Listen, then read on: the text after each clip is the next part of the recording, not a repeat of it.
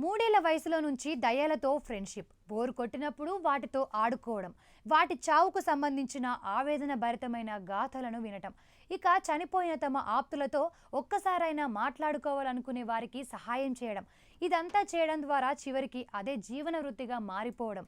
ఇది Australian ghost Whisperer Katrina లిగాటో జీవిత కథ. ఊహ తెలియని మూడేళ్ల వయసు నుంచే లిగాటో జీవితం ఆత్మలు, దయ్యాల చుట్టూ తిరిగింది. ఓ రోజు తన ఇంట్లోని గదిలో ఒంటరిగా ఉన్నప్పుడు ఓ ఆత్మ ఆమెతో ఆడుకుందట.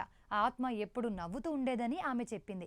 అప్పుడు ఏమాత్రం భయపడకుండా ఆత్మతో హాయిగా ఆడుకున్న లిగాటో నెమ్మదిగా తన చుట్టూ ఎప్పుడు ఆత్మలుండేవని చెప్తోంది. తాను స్కూల్కు వెళ్ళి వచ్చేటప్పుడు ఓ ఆత్మ ప్రతిరోజు లిగాటోతో మాట్లాడి తన ఇంటి దారి ఎటువైపో చెప్పాలని వెంటపడేదట. అలా నిత్యం ఆ ఆత్మ వెంటపడి విసిగించడంతో లిగాటో ఆ ఆత్మకు "నువ్వు చనిపోయావు, నీకు ఇల్లు లేదు" అని చెప్పిందట. అప్పట్నుంచి ఆ ఆత్మ వెంటపడడం మానేసిందట. ఇక ఇది ఇలా ఉంటే నిత్యం ఆత్మలు లిగాటోతో మాట్లాడేవట.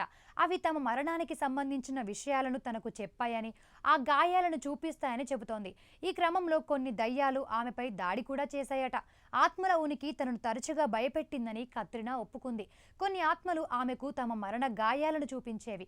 కొన్ని కాల్చి చంపబడ్డాయి, కొన్ని ప్రమాదంలో చనిపోయాయి, మరికొన్ని హత్య చేయబడ్డాయి. అవన్నీ చూసి ఆమె వణికిపోయేదట. చాలాసార్లు పెద్దగా ఏడ్చిందట కత్రినా లిగాటో. దయ్యాల నుంచి దూరంగా పారిపోయేదట. కానీ ఆమె పెద్దయ్యాక ఆత్మలను విస్మరించడానికి ప్రయత్నించింది. అయితే ఫలితం లేకపోయింది. దీంతో 15 సంవత్సరాల వయసులో ఆమె ఆధ్యాత్మిక శిక్షణను ప్రారంభించింది. ఇతరులకు సహాయం చేయడానికి తన సామర్థ్యాలను ఎలా ఉపయోగించాలో గైడ్ల ద్వారా నేర్చుకుంది. ఇప్పుడు ఆమె దయ్యాలతో సంభాషించడానికి ఒక ప్రొఫెషనల్ మాధ్యమంగా మారింది.